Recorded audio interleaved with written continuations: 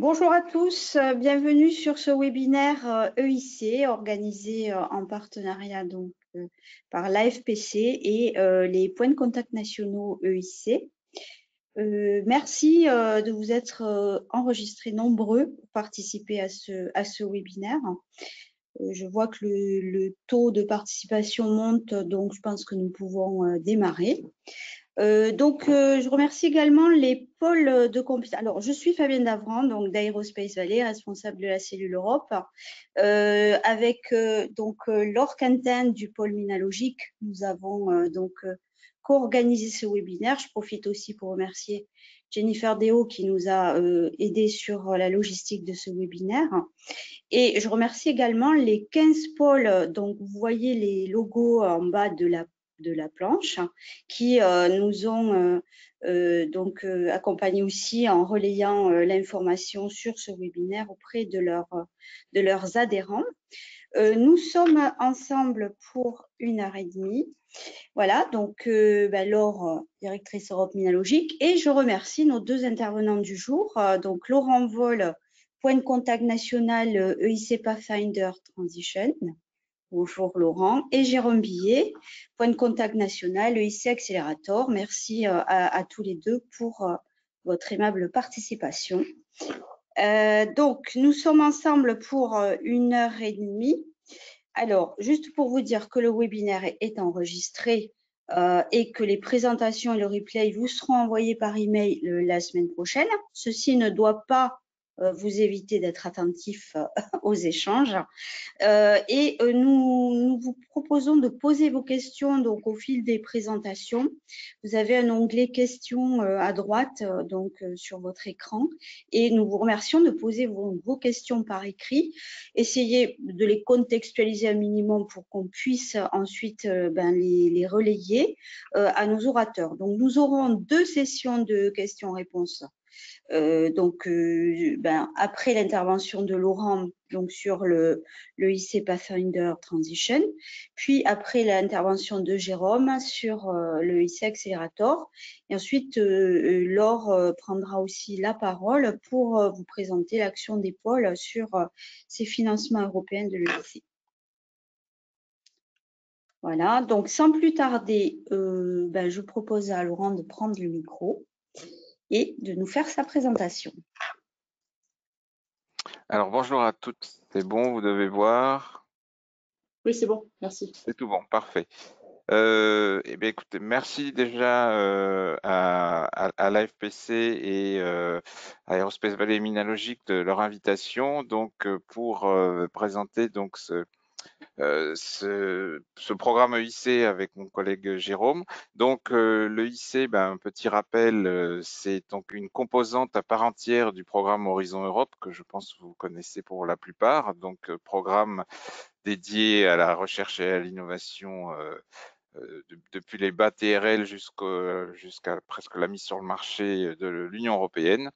Et donc avec ces trois piliers, sur la science d'excellence, les problématiques sociétales, le pilier 2, qui est peut-être un pilier que vous connaissez plus en tant qu'adhérent de l'épaule, et puis ce pilier 3, Europe innovante, doté de 10 milliards d'euros sur les 7 ans. Alors le Conseil de européen de l'innovation, donc c'est une partie donc de Horizon Europe qui a été voulu par le commissaire Carlos Moedas à la fin du précédent programme cadre et qui a pour objectif de faire de l'Europe un leader de l'innovation. Son leitmotiv était de dire qu'en Europe, on savait faire transformer l'argent en savoir ou en connaissances, mais très peu les connaissances, ou mal les connaissances en argent, c'est-à-dire en retombées en matière d'innovation et de nouveaux marchés. Donc, l'idée de l'EIC, c'est aussi de prendre le prisme de financer l'innovation radicale à haut risque, créatrice de nouveaux marchés,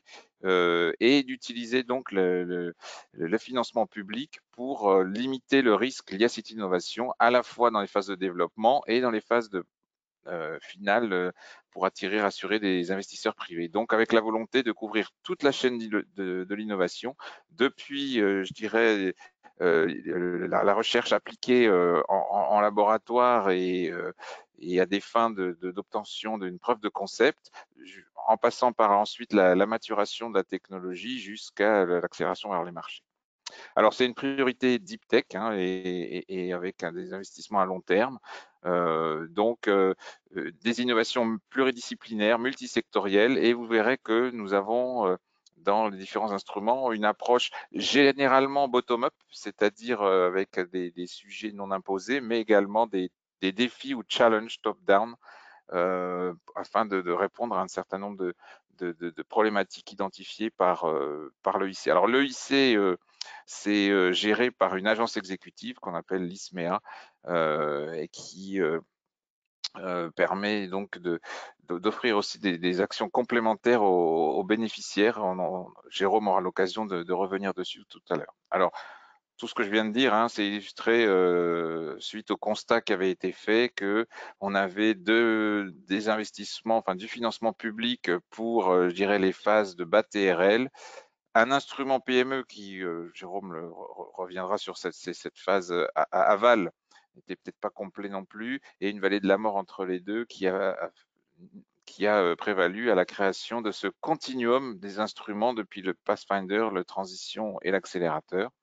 Donc, trois instruments, trois dispositifs, enfin même 4 maintenant, dans le programme de travail qui se complètent dans l'échelle TRL, se complètent mais sont pour autant disjoints, hein, puisque même s'il y a cette volonté de continuum, et je pense que je vais me concentrer sur le Pathfinder et le Transition, il y a cette idée de continuum jusqu'à l'accélérateur et le marché qu'il faut avoir en tête dès le Pathfinder, mais il n'y a pas une obligation de passer par chacun des instruments. On le verra à la fois dans le Pathfinder Transition et vous le verrez avec Jérôme tout à l'heure, en particulier sur l'accélérateur. Alors peut-être dire, je vous ai parlé de ces approches ouvertes, enfin bottom-up ou par défi. Donc sur le Pathfinder, en effet, je vais me concentrer là-dessus pour l'instant. Nous avons 2 instruments complémentaires qui sont similaires dans l'approche, dans la philosophie que je vais vous décrire, mais assez différents malgré tout dans la façon de les appréhender selon qu'on répond en appel blanc, non thématique, le open, ou que l'on répond aux défis thématiques et sociétaux qui changent chaque année. Le transition, que je décrirai aussi un peu plus tard, à l'inverse, est complètement ouvert en termes de sujets. Alors, donc peut-être sur donc vous voyez ce continuum entre les différents instruments ou dispositifs dans l'échelle TRL, avec des formats open, challenge ou pas. Ce qu'il faut savoir, ce qu'il faut retenir, alors pour ceux d'entre vous qui connaissent peut-être un peu la mécanique d'Horizon Europe et des programmes européens, l'IAFC Pathfinder et l'IAFC Transition, ce sont essentiellement ce qu'on appelle des RIA, donc le format des Research and Innovation Action, pour ceux qui connaissent, et pour ceux qui ne connaissent pas, je vais le préciser. Ça veut dire qu'on est suffisamment loin du marché pour que les règles de concurrence s'appliquent de manière moindre et que le taux de subvention puisse atteindre les 100%. Donc, les projets Pathfinder comme Transition sont financés à hauteur de 100% et concernent tout type d'organismes, que ce soit des organismes de recherche, des universités, des PME, des startups, des grandes entreprises, etc. Généralement, ce qu'il faut retenir, c'est que la règle qui prévaut, c'est la règle du consortium. Avec quelques exceptions, dans le transition, on va y revenir, il est possible de déposer en petit consortium, c'est simplement de 2 partenaires, ou en monodéposant. Il est également possible dans le Pathfinder Challenge, mais c'est relativement fortement déconseillé, donc j'en parlerai pas trop. Mais sachez que la règle générale, c'est consortium, voire peut-être sur le transition, et j'en reparlerai tout à l'heure, monodéposant, et donc c'est ouvert à tout ce typologie d'organismes. Le transition a aussi un mode d'éligibilité particulier sur lequel je reviendrai tout à l'heure. Et du coup, je vais laisser le micro à Jérôme pour nous donner les spécificités de l'accélérateur. Donc oui, là on est sur l'exercice qui est fait avec Laurent. Là, c'est vraiment à ce moment-là, c'est de vous montrer comme ça en un seul bloc les différents instruments. Laurent l'a justement évoqué, c'est une logique de continuum. Il a déjà dit, mais je réinsiste là-dessus, on peut très bien candidater à l'EIC Accélérateur sans être passé par Pathfinder et Transition. D'ailleurs, la très très grande majorité des candidats à l'EIC Accélérateur n'ont peut-être jamais entendu parler de Pathfinder ou Transition. Donc, on est sur un dispositif qui a vocation à accompagner ce qu'on va dire les opérations de scale-up. Il y a eu un changement, pour ceux qui ont suivi un peu l'actualité, en 2025, il y a eu un changement sur le IC Accelerator. C'est dorénavant, il faut avoir terminé son TRL 5, c'est-à-dire qu'il faut être bien à TRL 6 quand on candidate. Avant, il y avait une souplesse sur le niveau de TRL. Il y a, tout comme Pathfinder et Transition, logique d'Open et Challenge. Les challenges sont présentés un peu plus tard. On est uniquement monodéposant. Et on est essentiellement sur des profils startup, deep tech. Voilà, il y a de la PME bien entendu, mais on est vraiment profil sur startup, deep tech et les quelques exemples que je donnerai rentrent là-dedans. Mais on a aussi de la PME et d'ailleurs il y a une souplesse sur cette définition européenne parce que la définition européenne de PME c'est moins de 250 salariés. Et je passe sous silence volontairement tout ce qui est chiffre d'affaires et appartenance à un grand groupe. Mais il y a aussi une souplesse sur le nombre d'effectifs qui est possible avec des PME jusqu'à 500 employés. Le dispositif EIC Accelerator a été construit autour de cette notion de blending, c'est-à-dire un mix entre de la subvention, qui peut aller jusqu'à 2,5 millions d'euros, et une intervention au capital, en equity, jusqu'à 10 millions d'euros. Là aussi, il y a eu un changement en 2025. Avant, ça pouvait aller jusqu'à 15 millions d'euros. Dorénavant, c'est jusqu'à 10 millions d'euros. Voilà. Mais je rentrerai dans le détail un peu plus tard. Et il y a deux nouveautés qui ont vu le jour en 2025. Une qui est moins connue puisque l'appel n'a pas été publié encore, qui est l'EIC Pré-Accélérateur. On n'est pas sur les mêmes planches de TRL que sur l'EIC Accélérateur. Donc, il y a TRL 4 à 5, 6, et avec une particularité qui est très importante, c'est ce qu'on appelle la dimension widening. Donc, toutes les zones, toute la France n'est pas concernée. On va retrouver Guadeloupe, Guyane, la Réunion, Martinique, Mayotte, Saint-Martin, et sur des montants beaucoup plus faibles puisqu'on parle de 300 à 500 000 euros. Mais ça, je ne rentrerai pas dans le détail aujourd'hui puisque l'appel à projet n'a pas encore été publié, donc on risque de faire un exercice un peu spécifique de promotion autour de ce dispositif-là. Par contre, ce qui a été publié et ce qui est en cours aujourd'hui, c'est le IC Step Scale Up, où là on est sur une enveloppe de 300 millions d'euros et qui a vocation à accompagner uniquement en equity avec des enveloppes de 10 à 30 millions d'euros, c'est-à-dire le IC Fund, qui est le vecteur d'investissement et une capacité d'intervention de 10 à 30 millions d'euros sur un tour de table qui est plus important. Voilà, je l'évoquerai aussi. Et il n'y a pas de contrainte de TRL, contrairement à l'EIC Accélérateur. Je rentrerai dans le détail un peu plus tard. Et sur les thématiques STEP, là aussi, je l'évoquerai. Merci Jérôme. Du coup, on va aborder le Pathfinder et le Transition. Alors, simplement pour vous rappeler, donc Jérôme aura l'occasion de nous présenter le PCNEIC Accélérateur tout à l'heure. Donc, le PCNEIC Pathfinder et Transition, aujourd'hui, il est composé donc de 3 personnes.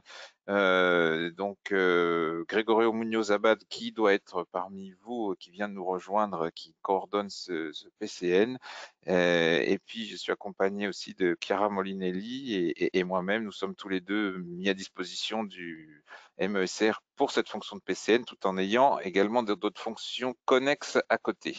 Alors, l'accompagnement qu'on propose au niveau du PCN auprès des porteurs ou candidats porteurs de projets, c'est bien entendu l'information au travers de webinaires et de présentation des dispositifs comme on le fait aujourd'hui.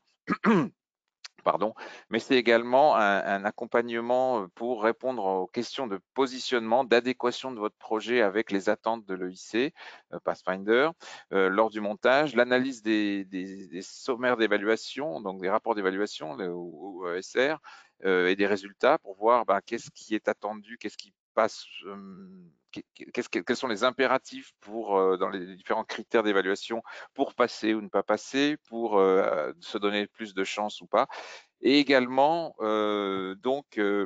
nous avons des ateliers de coaching des coordinateurs français du Pathfinder Open qui redéposent parce que on verra que c'est un outil qui est très demandé et donc très sélectif. Donc parfois on n'y arrive pas du premier coup, mais du deuxième ou du troisième. Et donc avoir déjà fait un premier exercice et des retours d'évaluateurs sont toujours très pertinent pour retravailler. Et également, vous verrez tout à l'heure que l'instrument de transition fait appel dans sa phase d'évaluation à des oraux, enfin un jury oral, et nous préparons donc les oraux blancs avec les admissibles du transition. Alors, Sur le Pathfinder, ce qu'il faut retenir, c'est que la cible principale, comme je l'ai dit, puisqu'on est sur des TRL bas, on est sur de la recherche fondamentale appliquée, c'est essentiellement des laboratoires ou académiques ou centres de recherche, mais on observe, alors c'est pas une obligation, hein, c'est une observation, que l'on a à peu près dans les lauréats 25% d'entreprises, essentiellement des startups ou des PME, que je dirais CRO, hein, donc research, enfin des organismes de recherche sous contrat, qui vont apporter une brique à l'édifice. Alors, l'IIC Pathfinder, c'est quoi? C'est ce premier instrument en bas TRL. Donc, l'idée, c'est de financer des projets disruptifs qui proposent une vision long terme pour le développement d'une technologie qui a le potentiel d'impacter l'économie et la société. C'est-à-dire qui répond à un besoin sociétal fort et donc potentiellement à un marché derrière. Il s'agit d'avoir une approche et une méthodologie, ce qu'on appelle high risk, high gain, hein, c'est-à-dire que cette notion high risk, elle est représentée par le fait qu'on est sur de la disruption technologique, qu'on n'est pas sûr d'arriver au résultat, mais qu'on s'en donne les moyens les plus forts pour y arriver, et high gain parce que si effectivement on arrive au résultat escompté, on a un fort potentiel d'impacter, je dirais, de transformer sous forme de produit ou service ou process le marché derrière. Donc cette forte dimension deep tech que l'on depuis je veux dire les phases les plus initiales de la deep tech, si je peux m'exprimer ainsi. Il s'agit donc d'établir des recherches posant les fondations de la technologie ambitionnée et de faire le pont entre la science et le développement technologique. Donc, il s'agit toujours de projets interdisciplinaires, le mot est important, qui visent à démontrer une preuve de concept à la clé, donc preuve de concept à l'état de concept comment dirais-je, en milieu de laboratoire, hein, pas en milieu expérimental, donc un TRL 3 ou 4, qui permet de valider donc les bases scientifiques et technologiques que l'on a proposées. Et par contre, c'est là, je dirais, l'aspect particulier de l'EIC, c'est qu'il s'agit de prévoir l'après Pathfinder, c'est-à-dire la transition et éventuellement l'accélérateur, voire d'autres dispositifs, mais cet après, c'est comment on va utiliser ces résultats, comment on va les exploiter, comment on va, je dirais, les amener vers le marché. Et ça, c'est très important, et ça fait partie des critères d'évaluation. Donc, alors, le Pathfinder, donc il y a deux approches que je vous ai indiquées comme étant relativement différentes, ce qui est peut-être moins le cas, Jérôme vous l'expliquera pour l'accélérateur, mais l'approche Pathfinder Open et l'approche Pathfinder Challenge sont relativement différentes. Alors, dans le Open, il s'agit de proposer n'importe quel sujet de rupture qui répond à cette philosophie que je vous ai exposée précédemment de recherche pluridisciplinaire, avec des disciplines d'ailleurs pas forcément connexes, avec des disciplines aussi scientifiques, je dirais sciences dures entre guillemets si vous me pardonnez le terme, mais pouvant faire aussi appel aux sciences humaines et sociales, à cet aspect high risk, high gain, sur tout sujet que vous voulez proposer. Le Pathfinder Open, par contre, la règle générale, c'est un consortium de minimum 3 entités légales différentes issues de 3 pays différents, États membres ou associés d'Horizon Europe, dont l'un au moins établi dans un État membre. Alors là, on remet toujours un petit rappel, attention aux pays associés, et j'en profite pour vous dire que le Royaume-Uni depuis 2024 et pour cette année la Suisse font partie des pays associés. Alors souvent se poser des questions sur ces deux pays qui sont des pays européens au sens géographique, mais pas au sens de l'Union européenne. Aujourd'hui, ces deux pays sont associés. Donc un projet Pathfinder Open, c'est environ 3 millions d'euros. Un projet qui dure entre 3 à 5 ans, avec une moyenne autour de 4. Et vous le voyez, on a un budget disponible de 142 millions d'euros. Donc, vous voyez, si vous divisez par 3, vous voyez à peu près le nombre de projets qui peuvent être financés. Alors, le prochain dépôt, prochaine date de dépôt pour l'IIC Pathfinder Open, c'est le 21 mai 2025. Autant être clair et franc vis-à-vis de vous. Si aujourd'hui, parmi vous, certains sont en train de travailler sur un Pathfinder Open, ont réuni le consortium autour d'eux, sont en train de rédiger, c'est très bien. On est à votre disposition pour vous accompagner. Si par contre vous découvrez aujourd'hui cet instrument, n'y allez pas pour le 21 mai 2025, je pense que vous ne serez jamais prêt. Donc, visez plutôt, et là c'est le deuxième message que je voulais passer, 2026, puisque cet instrument est relativement stable depuis le début de l'EIC et on a un dépôt tous les ans. Alors c'était en mars, cette année c'est en mai, on ne sait pas encore si c'est mars ou mai pour 2026.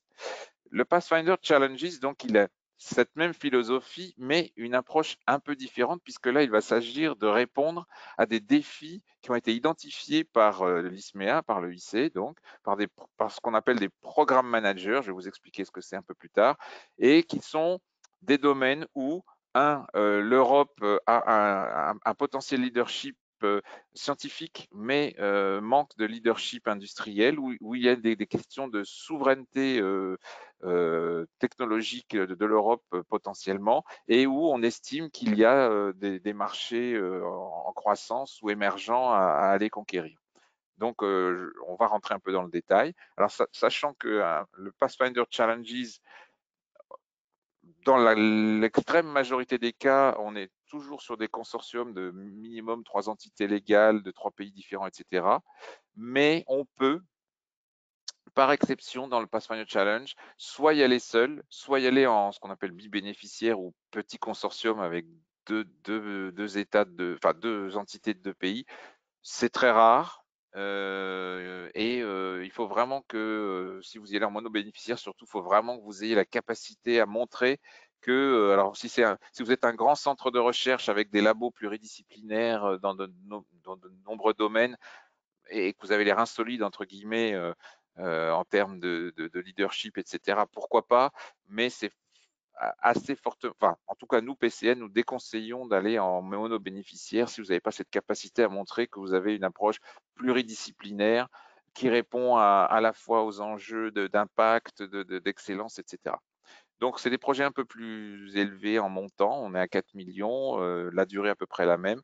Et vous voyez qu'on est à 120 millions d'euros, ce qui représente à peu près, puisqu'on a cette année 4 challenges, donc vous faites ça fait à peu près 30 millions par challenge et vous divisez par 4 et vous voyez à peu près le nombre de projets entre 6, 7, 7 entre 6 et 8, mais plutôt aux alentours de 7 qui va être financé dans chacun des challenges. Alors, ce qu'il faut noter, c'est que la date de dépôt est en octobre, que les challenges changent chaque année. Donc, si vous avez un challenge cette année qui est exactement dans votre domaine, allez-y. Si ce n'est pas le cas, non, vous allez sur du open. Et par contre, si vous aviez un challenge cette année qui vous intéressait, mais vous n'êtes pas tout à fait prêt, non, ça sera cette année, il ne repassera pas. Alors, les challenges, il y en a 4. Il y en a 2 qui peuvent être potentiellement intéressants pour l'assemblée que vous représentez ici au travers des 15 pôles de compétitivité présents. Donc, je passerai sur le 1 et le 4. Donc, le deuxième challenge concerne des agents basés sur l'IA générative pour révolutionner les technologies de diagnostic médical ou de traitement du cancer, et on va rentrer un peu dans le détail. L'autre challenge qui peut intéresser certains parmi vous, c'est, je dirais, des collectifs de robots autonomes qui permettent de fournir des tâches collaboratives de construction, enfin d'accompagnement à des tâches de construction dans les environnements de construction dans le BTP. Alors, peut-être, avant de rentrer dans le détail de ces challenges, dire que pour chaque défi se constitue un. Alors là, c'est peut-être une notion un tout petit peu complexe, mais je vais essayer de l'expliquer rapidement. Chaque défi a été imaginé par ce qu'on appelle un programme manager. Je vais vous les présenter après. Et chaque défi fait l'objet d'un appel spécifique, d'un guide du défi. Donc, c'est dans ce guide du défi que vous allez trouver toutes les conditions de sélection de ce qui est attendu. Et l'objectif pour le programme manager est de se constituer un portfolio de projets, donc 6, 7, 8 projets, je vous ai dit, complémentaires les uns aux autres. Et cette complémentarité est très importante parce que c'est ce qu'on appelle les considérations de portfolio. Donc, ce n'est pas forcément les mieux notés d'un même défi qui vont être retenus, mais par contre, parmi les mieux notés, ceux qui ont des approches complémentaires et qui répondent collectivement, c'est-à-dire en les mettant les projets bout à bout, à l'ensemble comment dirais-je, des aspects du défi. Alors, pour vous rendre ça un peu plus concret, donc, par exemple, si on prend le challenge numéro 2, l'objectif, c'est de créer des agents autonomes basés sur l'IA générative pour améliorer le diagnostic et le traitement du cancer, en offrant une vue d'ensemble des soins aux patients et en optimisant tout ce qui est identification de modèles, de précision de traitement. Et donc là, vous voyez, vous avez un défi dans lequel on vous dit, votre technologie, elle doit s'appuyer sur une pathologie cancéreuse et une seule. Donc, à vous de choisir. Et l'idée de la programme manager Federica Zanca, ça sera peut-être de se constituer un portfolio où à la fin, elle aura un représentant de chaque pathologie. Un domaine technologique au moins parmi soit des outils basés sur l'IA générative pour intégrer des données de santé multidimensionnelles ou multimodales, l'augmentation de données médicales par l'IA générative ou la représentation, l'intégration de connaissances médicales. Donc ça, c'est le domaine technologique que vous devez, l'un de ceux-là, ou sinon les trois que vous devez viser. Et ensuite, par un domaine clinique, soit diagnostic, soit amélioration des traitements, soit les deux, et se constituera à la fin donc un portfolio de projets qui répondront ensemble à l'ensemble de ces thématiques. Alors, je vous ai mis le lien avec le guide du défi que vous pourrez aller consulter à l'issue. Si on revient sur le challenge numéro 3, donc là, l'idée, c'est complètement différent. C'est de révolutionner le secteur de la construction grâce à des robots collaboratifs autonomes qui sont capables de travailler en collaboration avec les opérateurs humains pour améliorer leur productivité, permettent aussi de la fabrication hors site, donc fabrication hors site, assemblage in situ, ce qui est de plus en plus le cas dans le domaine de la construction, réduire l'impact environnemental et aussi peut-être assurer des tâches pour lesquelles aujourd'hui la sécurité est un enjeu.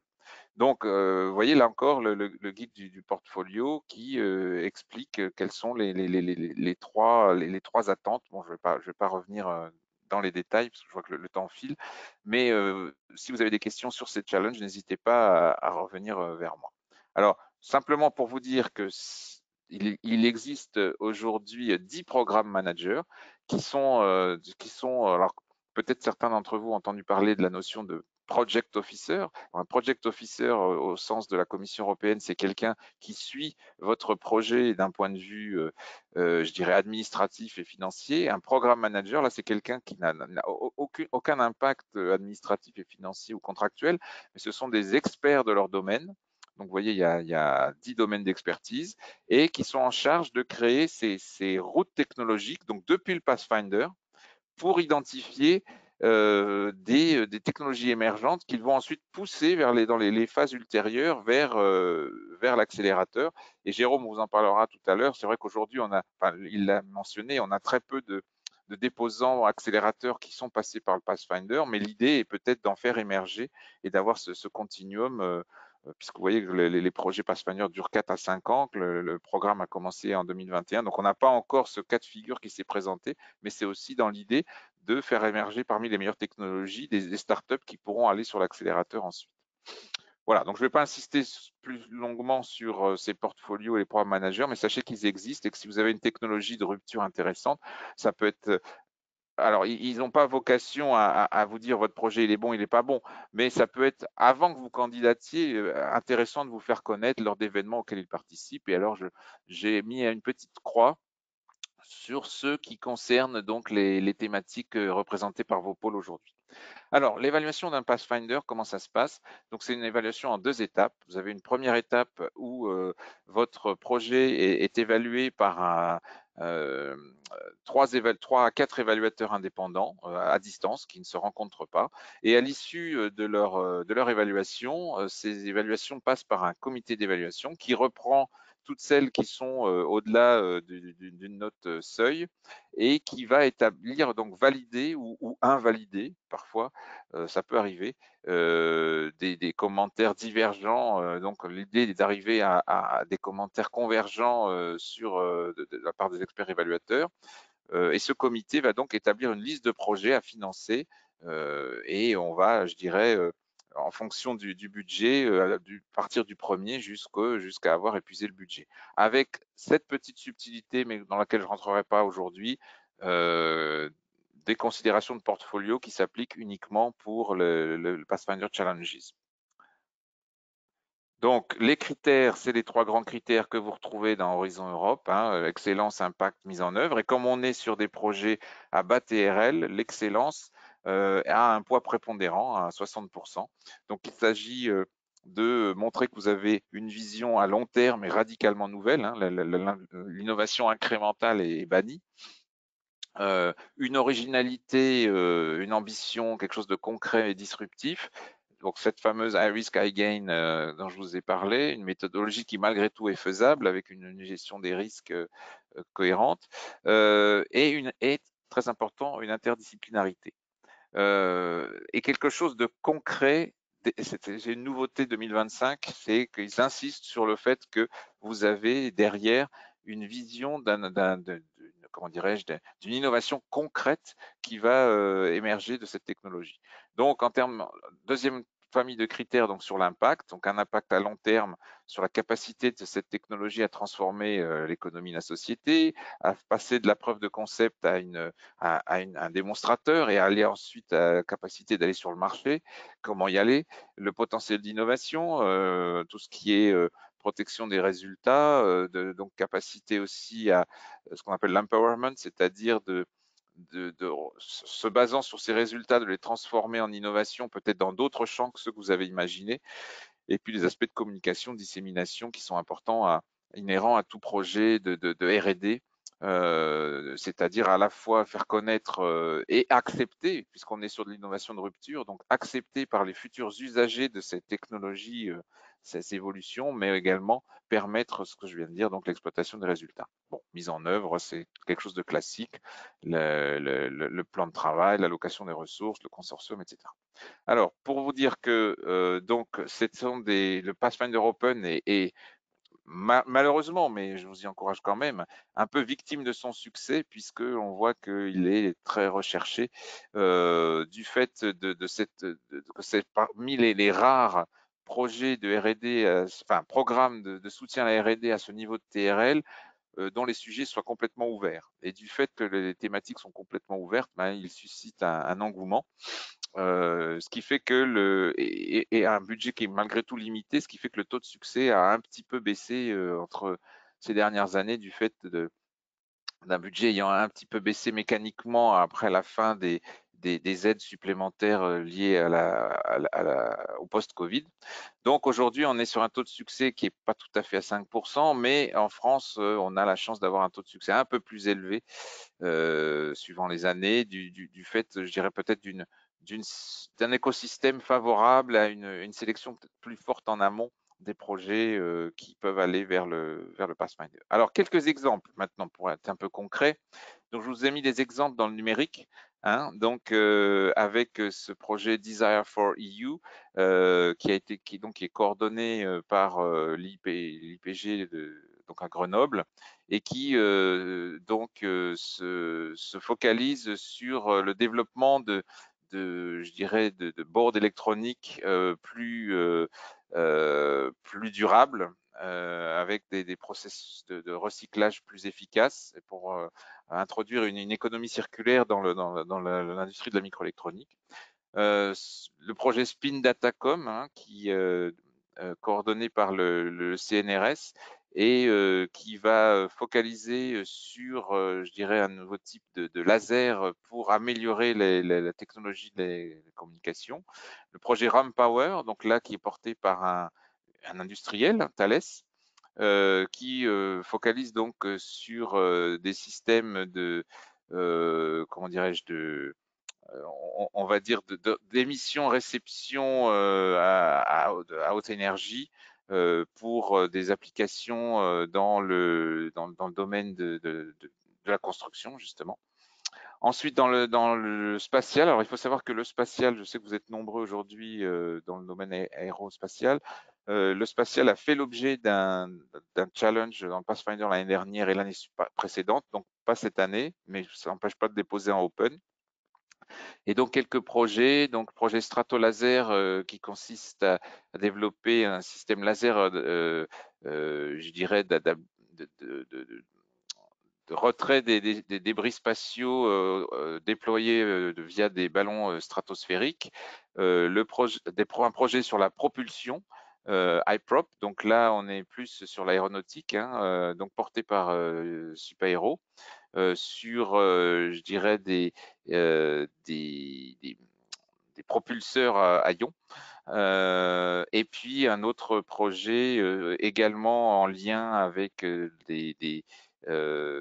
comment dirais-je, des nanocâbles basés, enfin des cellules solaires basées sur des nanocâbles pour plus résistantes aux radiations et donc plus adaptées aux environnements spatiaux, développés donc par notamment 2 universités suédoises et espagnoles. Donc vous voyez, on reste quand même sur des sujets qui sont encore assez loin du marché, mais qui ont un potentiel fort de disrupter ce marché sur ces domaines technologiques.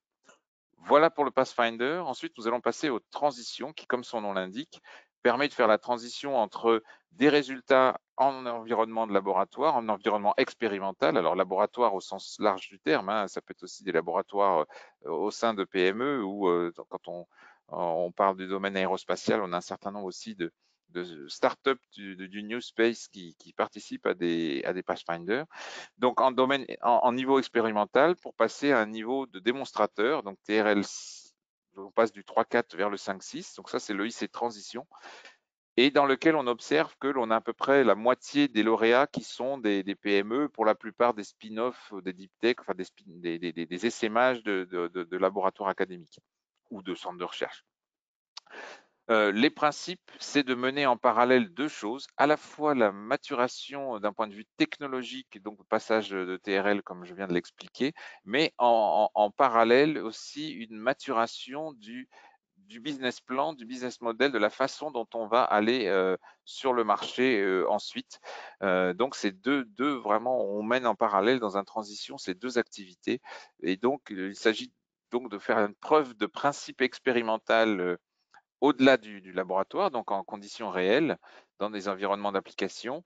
Et puis, voilà, quelle est l'analyse du modèle économique durable, quelle exploitation, donc ça peut concerner des études de marché. La notion de propriété intellectuelle est très forte. Sachez que, ça c'est très important, quand vous déposez un EIC transition, il y a une analyse et que vous avez souvent vous partez peut-être d'un brevet qui a pu être déposé en phase de TRL plus amont. Ce brevet, il est analysé, enfin en tout cas la force de ce brevet, pas le fait qu'il soit valide ou pas, mais la force de ce brevet dans son environnement d'état de l'art concurrentiel est analysée pour le compte de l'EIC par l'Office européen des brevets. Donc l'Office européen, donc les évaluateurs savent que votre brevet, il peut être potentiellement pas antériorisé, mais pas très fort par rapport à d'autres brevets, ou au contraire s'il est très fort. Donc c'est quelque chose, la notion de propriété intellectuelle est très très importante dans transition. Alors, quelques questions qui peuvent vous faire réfléchir. Est-ce que vous développez une technologie disruptive et créatrice de marché, que vous avez déjà une preuve de concept validée en conditions expérimentales, que le développement de votre technologie reste trop risqué pour attirer déjà des investisseurs privés, que vous avez encore besoin donc de financement public pour avancer en TRL, dérisquer votre technologie, mettre en place un premier prototype, que vous avez besoin aussi de construire un business plan crédible. Hop, ça défile tout seul, excusez-moi. Et que vous avez une vision précise de ce vers quoi vous voulez aller. Donc là, si vous cochez toutes ces cases, vous pouvez aller sur une transition. Alors, la dernière phrase est pourtant importante. Le transition n'est pas ouvert à tous. Alors, je vais vous expliquer pourquoi. Je vais tout de suite vous expliquer, d'ailleurs je reviendrai sur les autres effets. Le transition, alors là c'est une décision de l'Europe du fait de budgets qui ne sont pas extensibles. Il est réservé, pour pouvoir déposer une transition, il faut que vous soyez ou propriétaire ou que l'on vous délègue l'usage de résultats de projets européens antérieurs, donc résultats au niveau TRL 3.4. Alors, je ne vais pas rentrer dans les détails parce que le temps tourne, mais sachez que c'est important d'être, ce n'est pas ouvert à tout un chacun si vous ne pouvez pas prouver que vous avez déjà des résultats issus d'un projet européen antérieur qui puissent être maturés dans le transition. Donc rapidement en transition, mais je l'ai déjà dit, ça peut être monobénéficiaire ou petit consortium. Ça finance jusqu'à 2,5 millions et c'est des projets d'une durée de 12 à 36 mois et un seul cut-off par an, enfin un seul dépôt par an, généralement en septembre, donc cette année le 17. Ce qu'on observe en France, c'est pas le cas partout. Vous voyez, en moyenne, on est entre 40 et 50% des projets qui sont en monobénéficiaire. En France, l'année dernière, ça a été 7 sur les 8. Donc, c'est peut-être une caractéristique un peu propre à notre écosystème de l'accompagnement des startups en France. Mais il se trouve que voilà, beaucoup de startups répondent à monobénéficiaire en France, mais ce n'est pas le cas général. Donc, rapidement encore, 2 étapes. Une étape écrite, à l'issue de laquelle vous êtes, si vous êtes suffisamment classé au-delà du seuil d'éligibilité, invité à l'étape 2, qui est une interview face à 4 à 6 experts, un pitch de 10 minutes, des questions, réponses, et ensuite un go-no-go pour vous financer. Sachez également que si vous n'êtes pas lauréat ou titulaire de résultats, ce que je viens de vous expliquer antérieur, vous avez des outils comme l'Innovation Radar qui vous permet de trouver des projets éligibles à maturation pour lesquels les porteurs peuvent, je dirais, vous octroyer les droits d'utilisation d'une partie de ces résultats pour maturation. Donc, on retrouve les 3 grands critères, excellence, impact et qualité de mise en œuvre. Là, avec aucune pondération, ils ont le même poids.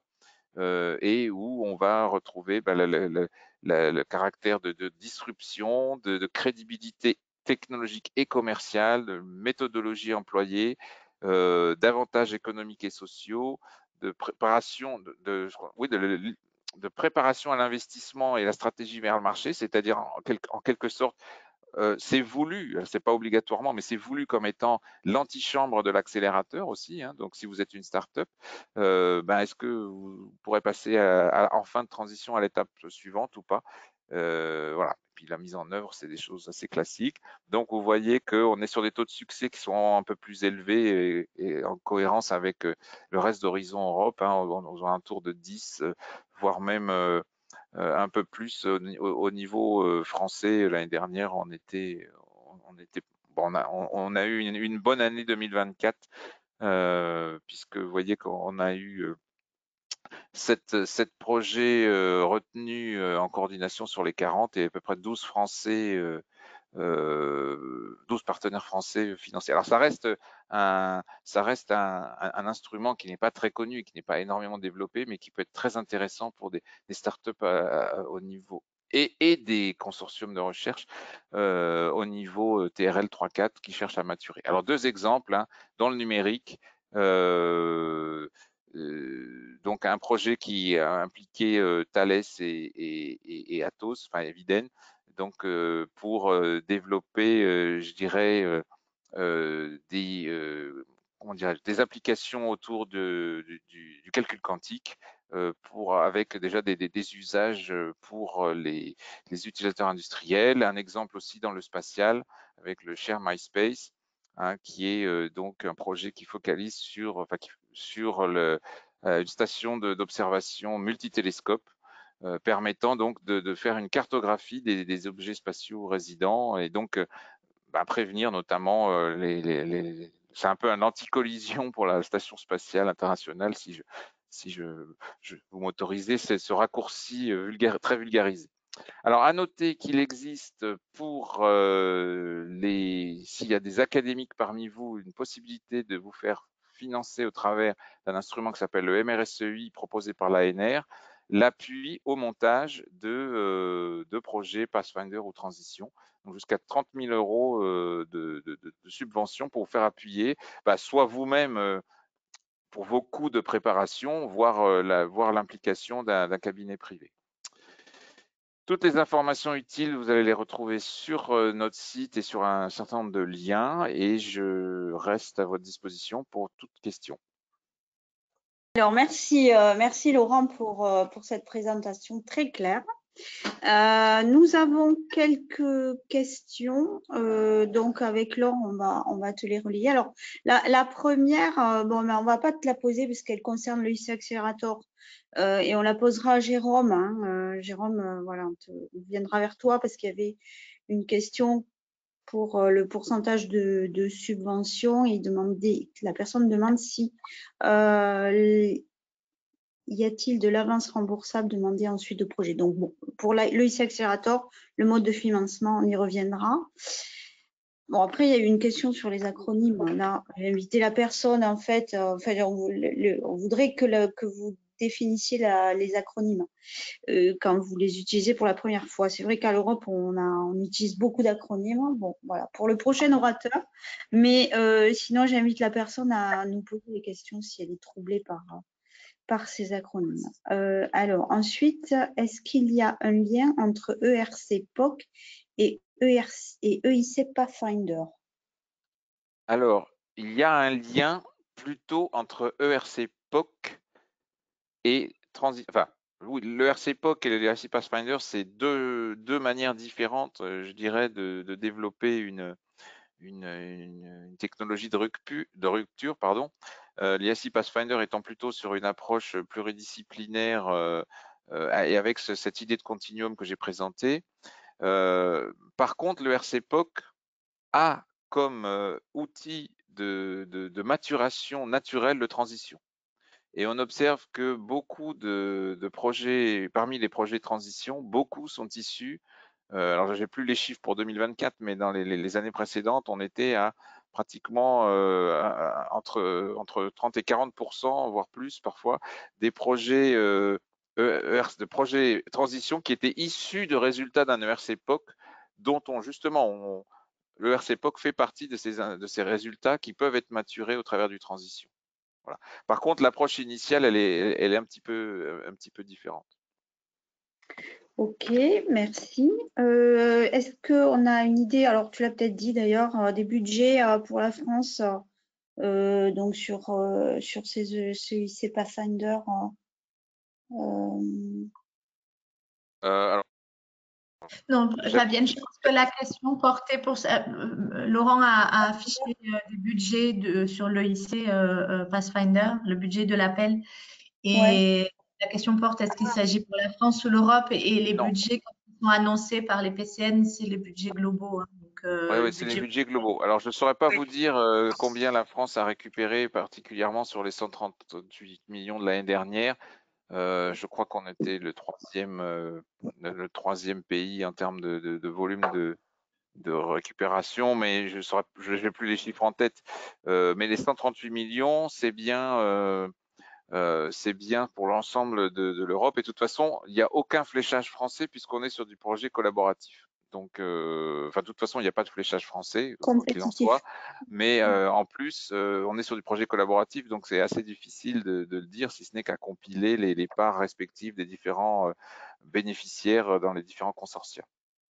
Bon, il faut se dire qu'il y a environ une grosse cinquantaine, entre 50 et 55 projets Pathfinder Open financés tous les ans et à peu près 7 à 8 par challenge projets financés chaque année sur le Pathfinder et environ une quarantaine de projets transition. Voilà. Ok. La prochaine question, comment avoir la liste des challenges? Est-ce qu'ils sont publiés quelque part, Laurent? Oui, ils sont publiés. Alors, vous les retrouvez sur le site de l'EIC. Vous les retrouvez sur le site français d'Horizon Europe en allant dans Pathfinder Challenges. Et par contre, voilà, vous avez tout sur la slide qui est affichée. Enfin, je ne sais pas s'il est toujours affiché, mais vous avez tout. Et on remettra le lien public des challenges dans le chat, comme ça vous pourrez y accéder. Par contre, juste en 10 secondes, ce qui est hyper important, c'est pas tant l'appel, c'est le guide du challenge. C'est vraiment ça qu'il faut prendre en compte. On a une question sur l'API. En fait, comment est gérée l'API sur ces projets Pathfinder ou Transition? Peut-être en quelques mots. Alors écoutez, et gérer l'API, je ne C'est sais un peu pas trop large. comment répondre à la question, c'est un peu large. Tout ce que je sais, c'est qu'il est fortement conseillé, enfin conseillé. C'est un plus que d'aboutir à une PI au travers de dépôts de brevets en fin de Pathfinder et d'avoir une PI déjà valide en début de transition. Et enfin également. Mais après, comment elle est gérée, je dirais ça dépend de chaque consortium, de chaque partenaire. C'est difficile de répondre de manière générique à la question. Mais sachez qu'elle est importante et comme je le disais, la force de votre pays est examinée notamment dans la transition. Merci. Alors, peut-être je te laisse poser la Oui, alors suivante. bien sûr, même si elle n'est pas bien claire pour moi, mais merci quand même à Guillaume Mohara qui l'a posé, peut-être préciser dans le chat. Un projet EIC Transition peut-il être basé sur un Pathfinder si ce Pathfinder a déjà eu un suivi Transition? Alors, je ne comprends pas bien le mécanisme, Si, je mais comprends, je comprends. merveilleux. J'ai compris la question. Si sur une application différente, 1. 2. Que les dates de fin du Pathfinder soient encore compatibles, puisqu'il ne faut pas qu'elles excèdent 30 mois avec la date de dépôt, oui. Il n'y a pas de limitation, mais à condition que ce soit une exploitation sur des résultats, une exploitation différente des résultats et que le projet Pathfinder ne soit pas trop ancien. Merci Laurent. La question suivante. Donc, si ce genre de projet, donc j'imagine le transition peut s'appuyer sur un projet EU précédent, peut-il s'appuyer sur de l'API ne provenant pas d'un projet européen déjà financé? Alors oui, en fait, oui, avec quelques bémols. Il y a une condition d'éligibilité qui est de pouvoir justifier soit d'être titulaire, soit d'avoir l'autorisation d'utiliser des résultats d'un projet antérieur européen. Selon une liste, je ne vous ai pas passé en détail parce qu'on n'avait pas le temps, mais vous pourrez la voir. Ce projet antérieur n'est pas forcément le cœur de la technologie que vous allez maturer dans le transition. Donc ça peut en être une partie et l'autre partie peut provenir d'une pays qui vous est propre. Donc c'est possible. Voilà. Simplement, il faut quand même qu'il y ait un lien avec ce projet antérieur qui lève l'éligibilité quelque part du fait que vous déposez en transition, mais ça n'est pas forcément le cœur du projet. Et on a des exemples concrets de projets financés dont c'est le cas. Ok. Très bien. Alors, est-ce qu'un précédent financement ESA peut convenir pour un projet EIC Transition? Non. Ah, bon, voilà. Très Très clair. bien. Hop, hop, hop. Il y en avait une Alors autre question. ESA non, mais par contre je le dis parce que peut-être que parmi vous, parmi tes adhérents, Fabienne, Fonds européen de défense, oui. Oui. Certains instruments du Fonds européen de défense, mais ESA non. Bah, l'ESA n'est pas mentionné effectivement parmi les guichets. Les guichets sont clairement identifiés des projets précédents. Et Fonds européen de défense, oui, à condition de viser bien sûr une application civile. Bien sûr. Dernière question avant qu'on passe à l'EIC Accelerator. Comment le projet, alors j'imagine aussi Transition, contribuera-t-il au transfert de l'API de l'organisme de recherche vers l'industrie? Ou alors le Pathfinder, les deux peuvent. Alors en fait, sur le transition, vous avez deux options qui sont possibles, enfin deux options, vous en avez plus que deux, mais principalement deux. C'est soit le consortium de recherche participe aux transitions et établit la création d'une spin-off ça fait partie de l'objet du projet transition et la spin-off elle est créée à la fin et peut-être que cette spin-off ce sera un futur déposant de la l'EIC Accelerator mais pas forcément. Soit elle a déjà été créée en fin de Pathfinder ou avant, enfin, et elle a déjà été créée et elle va mener le projet de transition soit seul, soit avec son organisme d'origine. Alors, la seule contrainte, c'est que si elle le mène avec son organisme d'origine, ça veut dire qu'on rentre dans une notion de consortium, il faut avoir des partenaires d'un autre pays avec.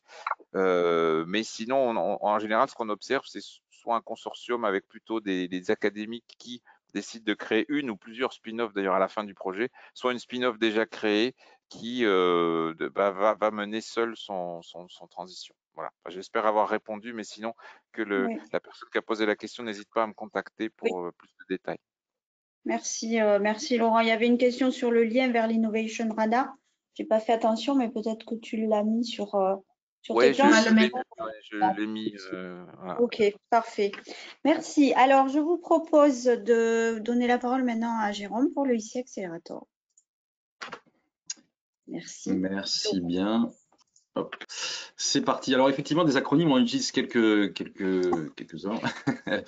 Donc peut-être un truc tout bête.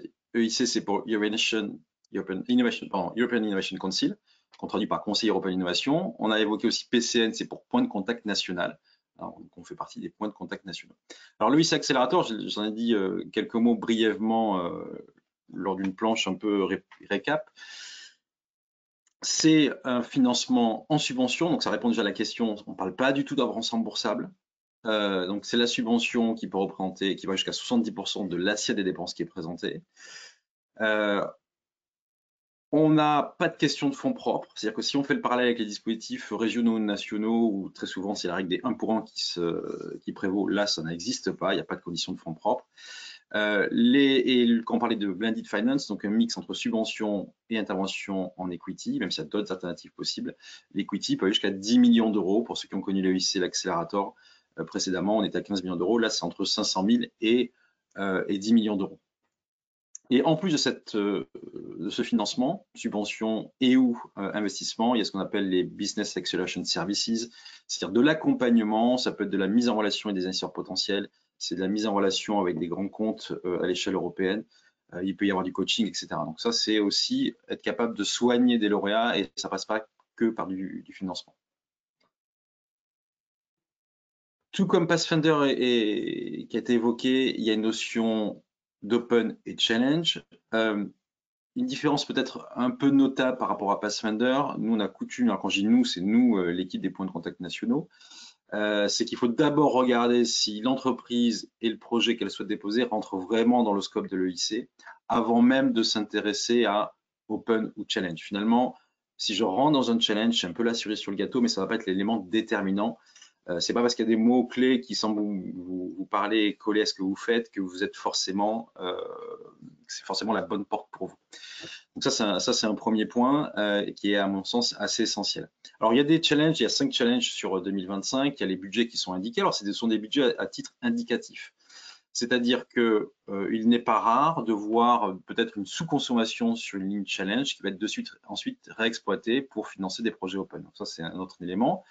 Vous voyez en rouge des challenges qui semblent en lien avec la coloration qui a été donnée au webinaire. Néanmoins, le diable peut être dans le détail parce que par exemple sur le dernier challenge sur la partie mobilité, on peut parler d'aircraft dans ce challenge-là.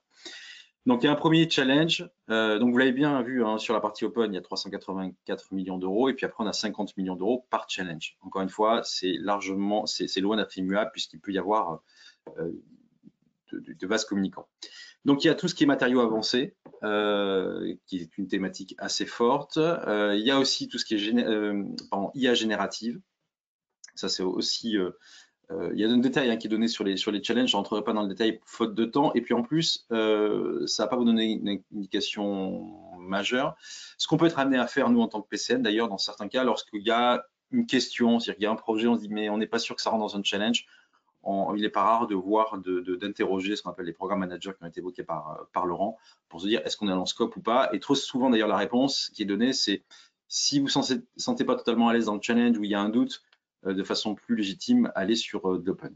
Et puis il y a tout ce qui relève de l'espace, les services, les opérations, la robotique et tout ce qui est technologie innovante en orbite.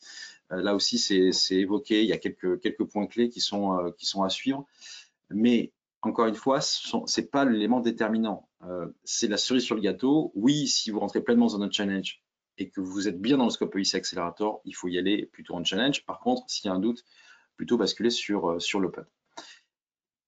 Sur les critères d'éligibilité, c'est PME avec, je l'ai dit déjà précédemment, une souplesse sur PME, mais ça peut aller entre 250 et 500 employés. Donc, il y a des startups deep tech, il y a des PME deep tech, parce qu'en règle générale, c'est de la deep tech qui est financée, et ça ne reste pas cantonné à cette notion de PME définition européenne. Il y a une notion de sécurité économique, je passe ça sous silence volontairement. Nouveauté 2025, c'est impérativement des projets qui sont déjà à TRL 6 à minima. Ça veut dire que si vous êtes à TRL 7, bien entendu, vous pouvez candidater à l'EIC Accelerator. Mais la donnée d'entrée, c'est qu'il faut être impérativement à TRL 6. Alors déjà, peut-être que la notion de TRL n'est pas connue par tous. Et dans les supports qui sera fourni, sera également disponible cette fameuse échelle. Donc l'échelle TRL, c'est pour le niveau de maturité d'une technologie. Ça va de 1 à 9. 9, allez, ça y est, on y est. Donc, on voit bien qu'on est sur des projets qui sont plus ou moins matures. C'est pas toujours simple à appréhender parce qu'il y a la notion de à quel niveau de TRL est mon projet versus à quel niveau de TRL sont mes différentes briques techno. Voilà, donc ça, c'est souvent un point à évoquer. Néanmoins, tout ça, c'est du déclaratif. C'est-à-dire que c'est à vous de dire je suis à TRL X ou Y. En règle générale, on apporte une argumentation qui permet de laisser penser que vous êtes au bon TRL que vous indiquez. Néanmoins, il n'y a pas un élément en gros en certifiant que vous êtes bien à TRL 6 à minima. Mais encore une fois, vous pouvez être à TRL 7. La notion de TRL est importante. Au-delà d'une notion de est-ce que je suis éligible, est-ce que je peux candidater à l'EIC Accelerator, c'est aussi un élément déterminant, c'est que les activités, j'ai parlé de ce mix entre subvention et equity, dès lors que vous n'êtes plus, vous êtes dépassé le TRL 8, donc vous êtes à TRL 9, il ne peut pas avoir de la subvention qui vient financer des activités qui sont à TRL 9. En revanche, l'equity, l'argent n'a pas d'odeur, peut venir cofinancer des activités à TRL plus bas et qui sont aussi couvertes par la partie subvention. Il y a aussi la pertinence du projet au regard de l'EIC Accelerator, et tout ça, ce qui apparaît à l'écran, ce sont plutôt des faisceaux d'indices. En règle générale, les candidats et les lauréats EIC Accelerator, ils ont des liens très forts ou sont issus de la recherche académique ou privée, bien entendu, qui sont passés par toutes les étapes de financement de l'innovation. Ils mobilisent du GEI, du crédit impôt recherche, du crédit impôt innovation, les bourses French Tech, les aides au développement Deep Tech, ils ont eu du e-lab, ils ont pu avoir du Innov, ERC, EIC, etc. Voilà, ils ont, pour arriver déjà à ce niveau de maturité technologique sur la partie Deep Tech, c'est qu'ils ont dû, en règle générale, mobiliser pas mal de financement public, et aussi la majorité des lauréats, en tout cas français, à l'EIC Accelerator, sont des gens qui ont déjà fait des tours de table. C'est pas que du précide, ça peut être parfois même déjà de la série A. Projet risqué, par définition, et d'ailleurs c'est ce qui justifie l'intervention de l'EIC Accelerator sur ce type de projet. Il y a de l'incertitude, même à TRL 6, il y a de l'incertitude. Il y a de l'incertitude, bien entendu, sur le potentiel de scale-up, mais on le voit bien qu'il y a quand même une notion de time to market et qu'il faut aller relativement vite. Donc il y a l'idée, au travers de l'EIC Accelerator, il porte ce nom pour ça, d'accélérer le déploiement de la technologie. Et en règle générale, ce sont des projets qui ont des besoins financiers importants. On est vraiment sur une intensité capitalistique très forte. Et en gros, avoir ratissé toutes les aides publiques ne suffit pas. Avoir fait des levées de fonds ne suffit pas toujours. Et que pour franchir cette étape-là, il faut un coup de booster. Donc, il y a ces besoins financiers qui sont très conséquents. J'évoquais le fait que l'EIC Accelerator avait été construit autour de cette notion de blended. Donc, le mix entre subvention et equity. Néanmoins, il existe deux autres régimes. Une intervention qui se fait qu'en subvention et une intervention qui peut se faire qu'avec de l'equity. La règle générale, et très majoritairement, les lauréats sont des lauréats blended. Ça n'interdit pas du tout de candidater en grant only ou equity only, mais c'est juste qu'il faut étudier ça au cas par cas. Comme j'ai dit précédemment, si vous candidatez sur grant only, c'est-à-dire que je ne demande que la subvention, ça peut être TRL 6-8 uniquement, ça n'a pas vocation à financer après le TRL 8. Et là, on parlait de la souplesse sur cette notion de PME. Sur grant only, ça peut être que start-up ou PME au sens communautaire du terme.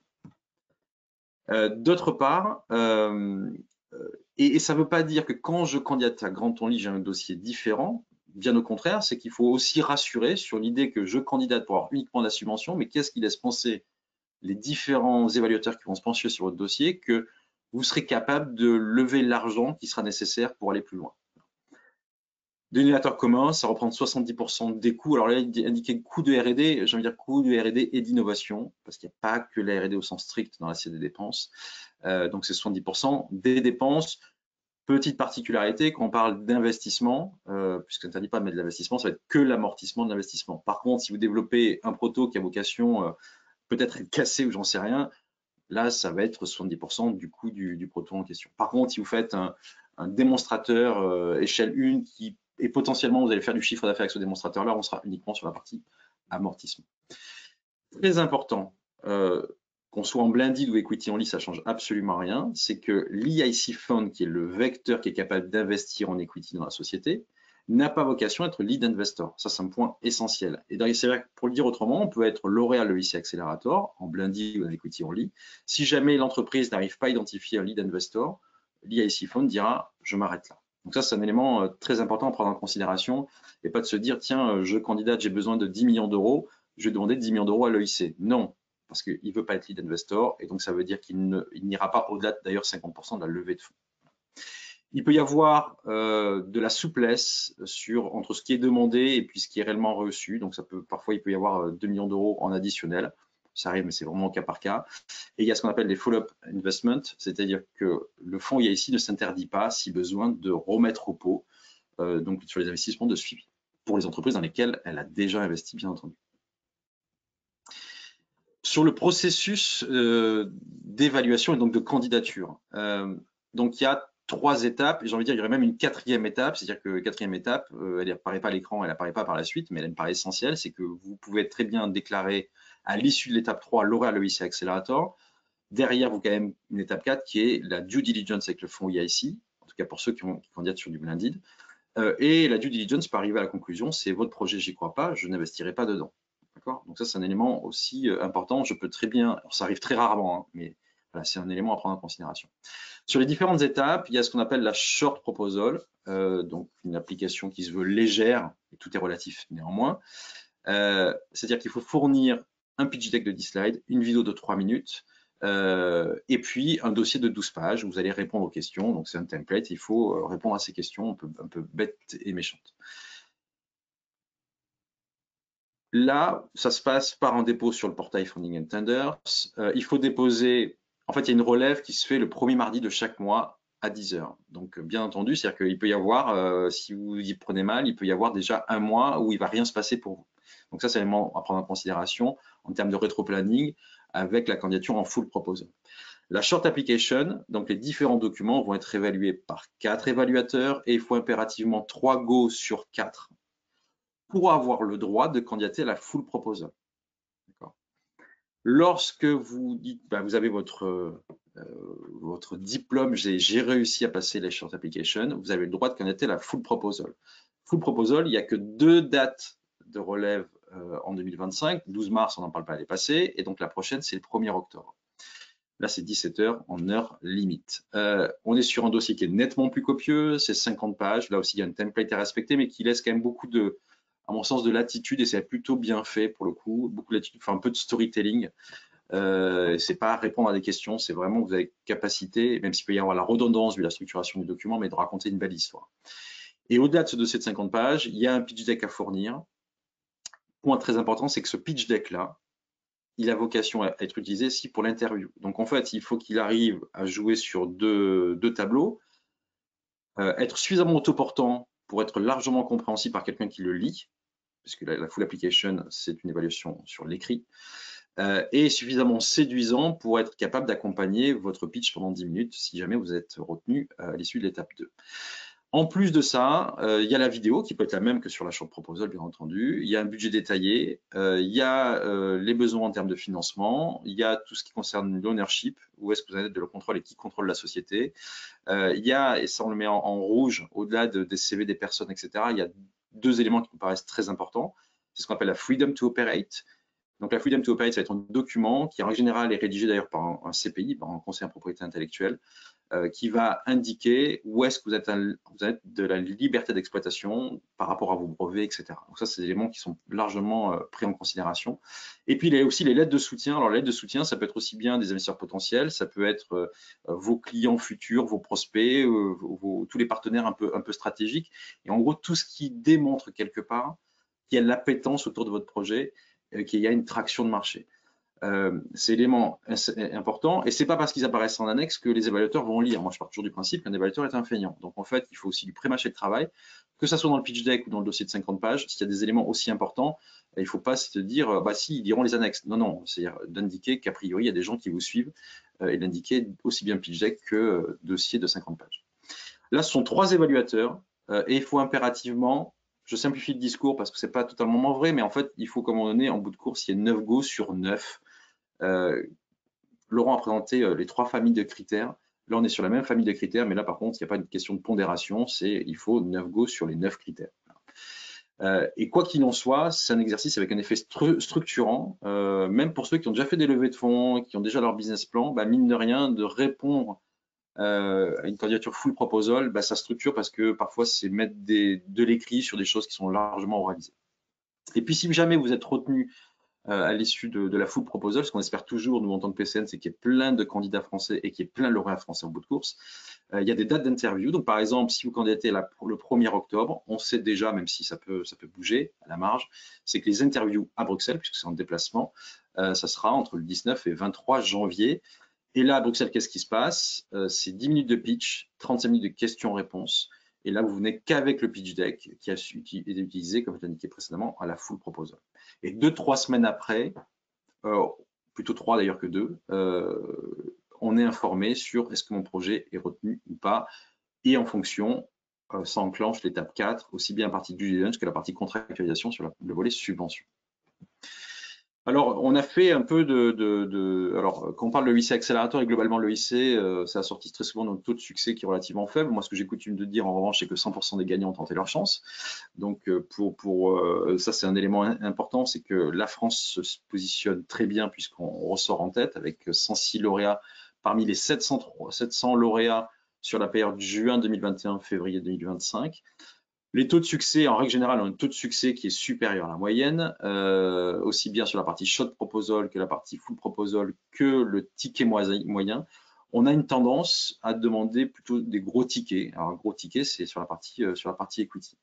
Et là, j'ai mis des liens qui, à mon sens, sont assez utiles puisque ça référence l'ensemble des lauréats, aussi bien européens que français, à l'EIC Accelerator, ce qui permet d'avoir un peu des éléments d'appréciation. Peut-être qu'il y a certains de vos concurrents, collègues, etc., qui ont pu déjà être financés par l'EIC Accelerator. Donc, avant d'y aller, il faut être informé de qui a déjà été financé, bien entendu. Et ce n'est pas parce qu'un concurrent a déjà été financé, c'est que ça vous interdit de candidater à l'EIC Accelerator. Bien au contraire, j'ai envie de dire. Profil type, mais avec des écarts types assez importants. Donc, ça vaut ce que ça vaut. Âge moyen, ce sont des sociétés de 5-6 ans, 10 à 15 employés. Mais là aussi, c'est très variable d'une filière et d'un projet à un autre, qui ont des liens très forts avec l'enseignement supérieur et la recherche. 56% des lauréats ont eu du e-lab et ou du innov, ce qui veut dire aussi que presque 50% ne l'ont pas eu. Hein, donc là aussi, c'est largement interprétable sur ce même chiffre. En règle générale, ça, par contre, ça c'est un élément, c'est très factuel, c'est que plus de 75% des lauréats français ont déjà fait une levée de fonds. Et je crois qu'on était sur des levées de fonds qui étaient à minima d'1 million, mais là aussi, l'écart type est énorme puisqu'on a eu des lauréats français qui avaient déjà fait des levées à 50 ou 60 millions d'euros. Ça ne court pas les rues non plus, mais on le voit bien qu'il y a quand même une certaine souplesse sur le profil type. Là, on a mis quelques exemples. Alors, c'est probablement des noms qui vous connaissent. Là, c'est sur l'espace et engineering. Je ne vais pas rentrer dans le détail de leurs projets, surtout qu'en plus, ce sont des projets publics. Donc là, vous avez libre accès. D'ailleurs, certains sont probablement membres des pôles de compétitivité qui sont à la manœuvre aujourd'hui. Là, sur le volet informatique. Alors, sur la partie informatique, tout ce qui relève plutôt ce qu'on évoque comme la tech, qui est simplifié par la tech, tout ce qui est numérique, plateforme, SaaS, etc., c'est compliqué. On a peu de retours de projets qui passent là-dessus. Et là, toujours sur le digital, quelques noms probablement que vous connaissez pour certains. Ce qu'on note, je voudrais laisser la place avec quelques questions, donc je suis un peu bavard. Quantique et spatial, ça a globalement assez bien soutenu, donc avec un taux de succès qui est relativement important. Semi-conducteur, mitigé parce que il y a un soutien politique très fort sur le semi-conducteur, mais les évaluateurs semblent assez dubitatifs sur certains projets. Et le digital, c'est ce que j'évoquais, parfois c'est un peu compliqué parce que c'est le sentiment que le digital, au sens plateforme, etc., peuvent très bien facilement se financer par ailleurs et qu'il n'y a pas que le marché, il n'y a pas une différence de marché là-dessus. Et puis, il y a un engouement sur l'IA, et ça, c'est une mention de Gorka qui a sur la coordination, c'est attention à l'IA, un peu tarte à la crème, tout le monde a tendance à mettre de l'IA, etc., pour faire bien. Il y a une différence entre des projets où c'est un squelette véritablement autour de l'IA, et puis des projets qui vont faire appel à l'IA, mais le cœur du réacteur, il est clairement pas sur l'IA. Il y a un nouveau dispositif, au-delà de l'EIC Accelerator, qui a été lancé en 2025 avec une enveloppe de 300 millions d'euros, qui s'appelle l'EIC Step Scale Up. Alors, point de départ, Step, alors, si vous entendez parler, ça peut être un truc un peu fumeux, un peu étrange pour vous, c'est qu'il y a 11 programmes qui ont été labellisés Step, dont Horizon Europe, et qui ça inclut l'IIC. Dans Step, en fait, il a été déterminé l'idée qu'il y ait des thématiques fortes, phares, sur lesquelles l'Europe doit investir. Et ce qui se passe pour le IC Step Scale Up, je vais le dire juste après, c'est sur ces 3 thématiques, 3 blocs technologiques au sens très large du terme, on dit on veut accompagner plus fortement. Et là, c'est uniquement de l'investissement, qui peut aller de 10 à 30 millions d'euros côté fonds IIC, mais sur un tour de table qui est beaucoup plus important. Et en règle générale, on est plutôt sur des tours de table de 30 à 150 millions d'euros, donc on n'est pas du tout sur le même, c'est largement complémentaire avec le IC Accelerator d'ailleurs. Donc on est vraiment que sur l'equity, on parle vraiment de scale-up de façon assez importante. Il y a eu une première relève, et donc dans un petit exemple, théoriquement il devait y avoir 4 relèves, je pense qu'on aura plutôt 3, puisque sur la première relève, il y a déjà la moitié du budget qui a été consommé. 150 millions d'euros qui vont être distribués sur 7 lauréats, dont 3 français. Donc, ce qui veut dire qu'il restera 50% sur théoriquement 3 relèves. Je pense qu'on sera plutôt sur 50% sur 2 relèves. Donc, certains là aussi, doivent vous parler, Pascal, Infinite Orbit, c'est Zadian sur la partie française. On voit que sur les 7, il y en avait 4 qui sont des lauréats précédents le IC Accelerator, un qui était lauréat le IC Accelerator pilote, c'est-à-dire la version 2019-2020, et 2 qui n'avaient aucun lien avec l'IIC. Et d'ailleurs, en atterrissage, l'IIC disait on pense qu'on sera à 50-50, 50% qui seront issus de l'EIC Accelerator, 50% qui n'avaient pas de lien avec le IC Accelerator. Et puis derrière, l'accompagnement EIC Accelerator et EIC Step Scale Up, il y a une équipe, donc je suis un des membres de l'équipe. La coordination est assurée par Gorka, qui est intégralement au ministère de l'Enseignement supérieur et de la Recherche. Et les autres profils, on a différentes casquettes. Pour ma part, je suis le délégué général de l'ASRC de France Innovation. Carole Miranda, PCN également, bien entendu, est à la NRT. Et Christian Dubarry, Gilles Le Goguen et Emilio Carrera-Félix ont une casquette BPI France. Vous avez l'adresse générique de l'équipe. Et puis, vous pouvez aussi nous suivre sur LinkedIn. Et en termes d'accompagnement, il y a un volet de diagnostic et qui est très largement complémentaire avec ce qui peut être proposé par les pôles de compétitivité, puisque je crois que Laure en touché 2 mots également. Il y a une notion de diagnostic, c'est qu'avant de se lancer dans le IC Accelerator et puis globalement dans un projet européen, il faut idéalement s'assurer qu'on ait à peu près les voyants ouverts, parce que c'est un travail qui est loin d'être anodin. On n'y va pas pour voir, parce que derrière, c'est quand même assez chronophage, donc il faut bien s'assurer qu'a priori, vous êtes bien dans les clous. Donc, il y a de l'accompagnement là-dessus, il y a l'accompagnement sur la création d'une boîte d'outils, les cycles de webinaires, et puis des ateliers de préparation, de relecture qu'on peut faire avec les EEN régionaux. C'est Enterprise Europe Network, c'est un réseau qui est cofinancé par la Commission européenne, incarné très souvent par les CCI ou les agences régionales d'innovation, et qui travaille très bien aussi avec les pôles de compétitivité. Donc, ça veut dire que sur ces ateliers de relecture, il peut y avoir des pôles de compétitivité qui sont présents. Et puis, on fait aussi un exercice, les zéros blancs, c'est-à-dire que toutes les sociétés qui ont passé la full application, qui sont attendues à Bruxelles, nous, PCN, en complémentarité avec EN et pôle de compétitivité, on organise des pitchs blancs. Donc, ça vient s'inscrire sur une phase de préparation avant de monter à Bruxelles. Et puis, il y a un travail aussi, bien entendu, de suivi et de monitoring des lauréats. Il existe des aides financières au montage. Une aide nationale qui s'appelle Diag Europe, qui est opérée par BPI France. Et puis, il peut y avoir des aides régionales. Auvergne-Rhône-Alpes Entreprise à sa propre aide, tout comme Pays de la Loire et PACA. Voilà. Vous retrouvez ces liens tout de manière dans la présentation. J'en ai terminé. Alors, on a une question bien précise. Le TRL6 doit être-t-il atteint au début du projet ou lors de la soumission? C'est lors de la soumission. C'est-à-dire que je dois être à minima, je dois avoir fini mon TRL5, donc je dois être à minima TRL6. Lorsque je candidate, je peux être au-delà de TRL6, hein, je peux très bien candidater à TRL7, c'est absolument pas interdit, mais voilà, c'est un critère d'éligibilité. Je dois déclarer d'avoir bien atteint à minima le TRL6. Enfin, d'avoir finalisé mon TRL5. Voilà. Donc, il y a une question aussi, Jérôme, par rapport à qui est-ce qui est valide ces TRL en fait.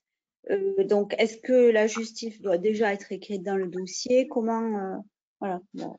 Alors, il n'y a personne, il n'est pas demandé à ce que quelqu'un, un organisme tiers, vienne certifier que oui, ce que j'ai vu, ça prouve bien que vous avez terminé votre TRL5 à minima. C'est des faisceaux d'indices qui doivent être distillés en fait. Hein. Il faut apporter des éléments de preuve, c'est des éléments qu'on peut mettre en annexe, ça peut être des résultats de tests, des choses comme ça, ou des premières commerciales, mais ce qui est certain, c'est qu'il n'y a personne qui va venir juger sur pièce. En revanche, il peut y avoir, notamment sur l'étape 4, la partie due deal, etc., des experts qui sont nommés, qui peuvent très bien débarquer chez vous, à la demande de la Commission européenne. Donc, à un moment donné, on peut se dire, tiens, sur le papier, effectivement, je peux indiquer ce qu'on veut. Par contre, potentiellement, ça va se voir à un moment donné. Voilà. Donc, on est vraiment sur apporter la démonstration que je suis bien dans les clous et voilà ce que j'ai déjà fait. Et d'ailleurs, très souvent dans les copies, on voit un peu la roadmap technologique avec les différents TRL qui ont déjà été atteints et puis avec des éléments de preuve en face, quoi. Ok.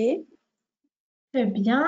Jérôme, de façon générale, comment s'articulent ces fonds-là par rapport à ceux proposés par des organismes plus spécialisés, typiquement pour le spatial, l'ESA? Alors, je connais moins bien les financements de l'ESA, donc je ne veux pas dire de bêtises, mais ne serait-ce que l'intervention sur une subvention à 2,5 millions, non condition des fonds propres, et l'intervention en equity, le dispositif tel qu'il est conçu aujourd'hui, il est quand même assez unique. C'est-à-dire que vous allez au niveau national ou régional, ça n'existe pas. Le fait que ça soit déjà conditionné aux fonds propres, ça c'est quand même assez singulier. Et puis ce mix subvention et equity, alors je ne connais pas les modalités d'intervention de l'ESA, hein, donc peut-être que je suis à côté de la plaque et auquel cas il ne faudra pas hésiter à me le dire.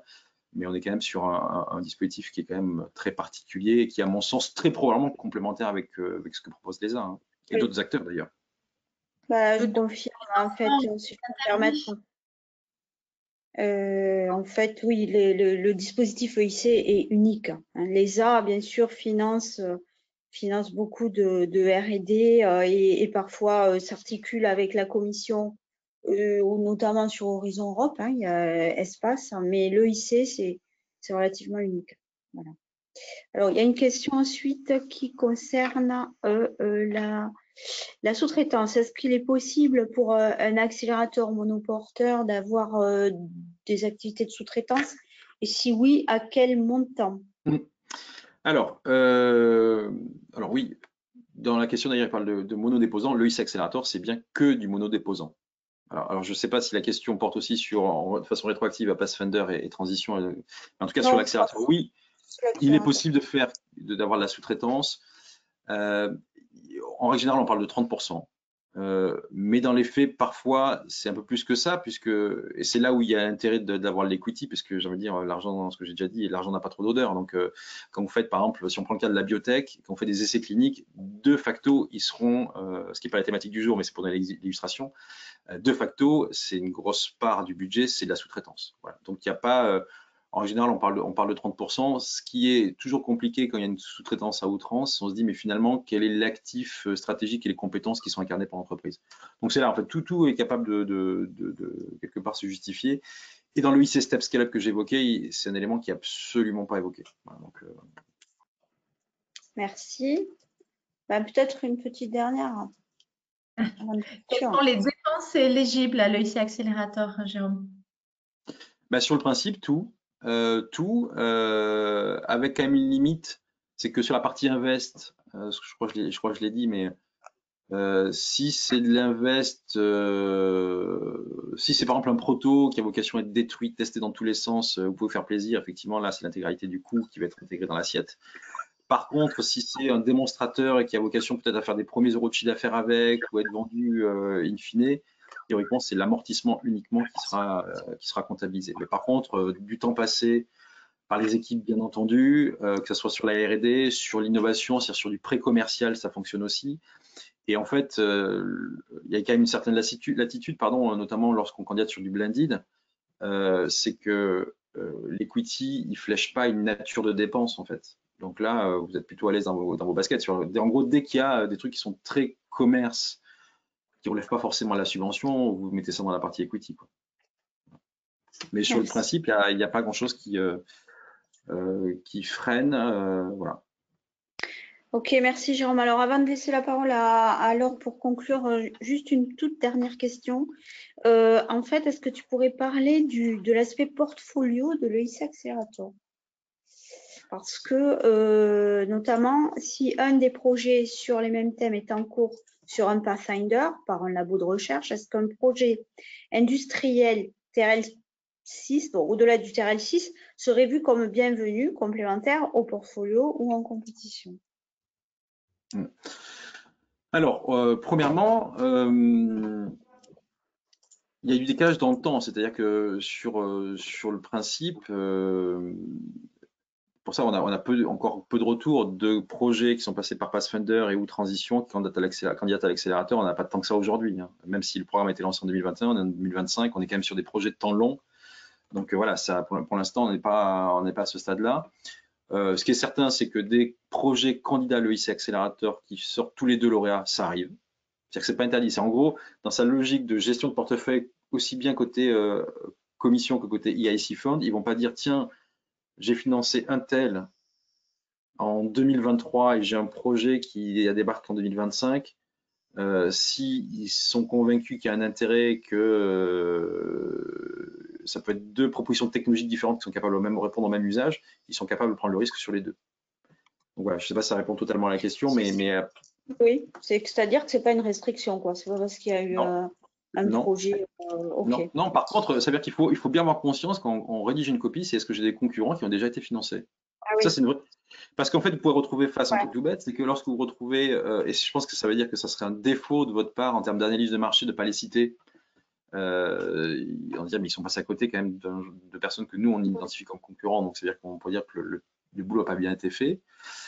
Qu'ensuite vous pouvez retrouver face à des membres de jury, aussi bien à l'oral ou même sur les différents experts qui sont sollicités sur les dossiers, de dire mais en fait ça peut être les mêmes en fait, des gens qui ont déjà évalué l'écrit d'un concurrent et pareil qui ont déjà vu peut-être un concurrent à l'oral, donc c'est un truc qu'on peut pas passer sous silence.